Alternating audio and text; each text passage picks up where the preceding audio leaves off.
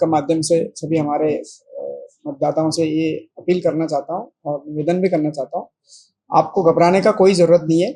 और ये एसआईआर एक सामान्य प्रक्रिया है। इससे पूर्व भी हमारे पूरा भारत देश में हुआ। अभी पिछले 1 साल से कई राज्यों में जैसे बिहार, केरला, उत्तर प्रदेश, हमारे पड़ोसी राज्य में भी एसआईआर का प्रक्रिया अपने टाइम अनुसार हुआ है और आगे अगले अगले 4 महीने में उत्तराखंड में भी हो जाएगा। और इस दौरान और उसके बाद भी रेगुलर इलेक्शन प्रोसेस जारी रहेगा। जैसे फॉर्म 6, 7, 8 का हम बात करते हैं वो जारी रहेगा। और एसआईआर के बीच में कितना भी एक साथ 2026 के डेट के अनुसार सभी लोगों का एक वेरिफिकेशन कराया जाएगा। उसका प्रक्रिया होगा, सबसे पहला फेज में एन्यूमरेशन फेज है, दूसरा है सुनवाई का फेज। एन्यूमरेशन फेज में सभी मतदाताओं को एन्यूमरेशन फॉर्म में अपना 2003 का सूची और कहीं अपने नाम, डेट ऑफ बर्थ ऐसा सूचना देना है 2003 का सूची के साथ, वो भर के देना है। और उसके बाद किसी के पास ऐसा सूचना नहीं है तब उनका सुनवाई हमारे अगले महीने एक बार ड्राफ्ट लिस्ट पब्लिश होने के बाद जून 8 से लेते हुए जुलाई 7 तक हमारा एन्यूमरेशन होगा। कहाँ पर हमारे बीएलओ हर घर जाके अपना एन्यूमरेशन फॉर्म दे देंगे। उस एन्यूमरेशन फॉर्म को मतदाताओं को भर के वापस करना है। उसको हमें ईआरओ नेट पे डिजिटाइज करके उसका निस्तारण करना है।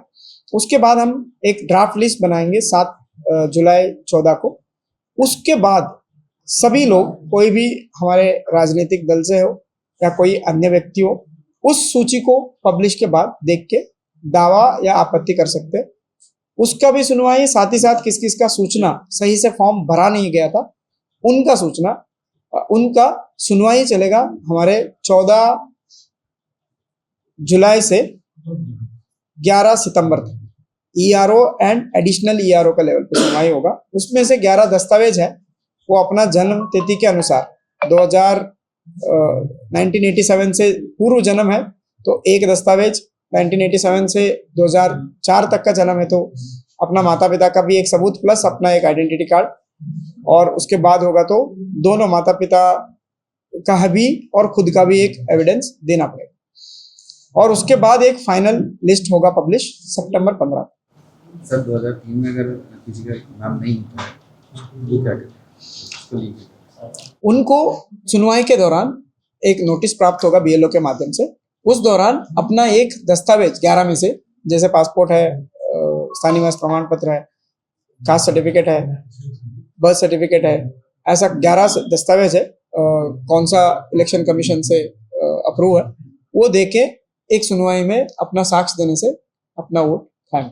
एक कंफ्यूजन के सामने निकल कर ये आ रहा है कि जैसे कई लोग अस्थायी किराएदार के रूप में शहर में रहते हैं तो वहाँ भी ये लोग जब पहुँचते हैं उनकी जनगणना भी वही होगी, क्योंकि जहाँ वही एक तरफ परमानेंट एड्रेस जहाँ पर होता है तो वहाँ भी उनकी जनगणना होगी। तो दोनों में से फिर 2 जगह होगी, क्या इसका क्या नियम रहेगा, कैसे वेरीफाई करेंगे कि मतलब उसकी एक जगह होनी चाहिए? सबसे पहले पोर्टल में एक्सेप्ट तभी होगा कि आपका सूचना 2003 का एक मतदाता से एक ही जगह मैप हो सकती है। जैसे दोनों जगह रह रहा है उसमें से ऑलरेडी दूसरे जगह पे परमानेंट कहाँ है, उनका जगह पे वोटर बना हुआ, उनका मैपिंग उधर हो गया, तब इधर मैपिंग नहीं हो पाएगा। तब उनका नाम उस मतदाता को कहीं एक जगह ही तय करना पड़ेगा कि कहाँ रखना है। एक जगह ही रख सकते, दोनों जगह मैपिंग ऑनलाइन नहीं हो सकती। अच्छा, जैसे कई जगहों पे ये भी बात निकल कर रखे आई कि कई जैसे जब एसआईआर जहाँ हो रहा है वहाँ पर वोटिंग को लेकर भी छेड़छाड़ कर रहे हैं। जैसे कई बार कई लोग के वोट कट रहे हैं तो उससे जो वोटिंग शेयर है कुछ पार्टियों का या कुछ विपक्षी दलों का, तो वो बार बार बात उठा रहे हैं कि इससे कहीं ना कहीं उनको या एक पक्ष को नुकसान भी हो रहा है। क्या ये वास्तविकता ऐसा कुछ है, क्या है मामला? ये चीज़ों को रिजॉल्व करने के लिए इस बार उत्तराखंड इलेक्शन कमीशन ने क्लियर कट एक अभी ट्रेनिंग में भी BLA 2 को हर एक राजनीतिक पक्ष से नियुक्ति कराया गया है और BLO के साथ ही BLA 2 बूथ लेवल एजेंट 2 अपने पक्ष से संबंधित है, उनको ट्रेनिंग के टाइम से ही जुड़वाया रखा है ताकि BLO का कितना भी काम है वो उनको भी जाने और कोई भी चीज़ें, हर चीज़ें निष्पक्ष तरीके से और सही तरीके से कराए। BLA 2 का निगरानी हर बूथ लेवल पे होगा। उसके अलावा भी BLA 1 हर ERO के लेवल पे राजनीतिक दल प्लस BLA 1 के साथ हर मंगलवार को इलेक्शन कमीशन के निर्देश अनुसार हर ERO बैठक करेंगे। कोई भी ऐसा चीजें पाया जाता है उसको उसी तरफ से निस्तारण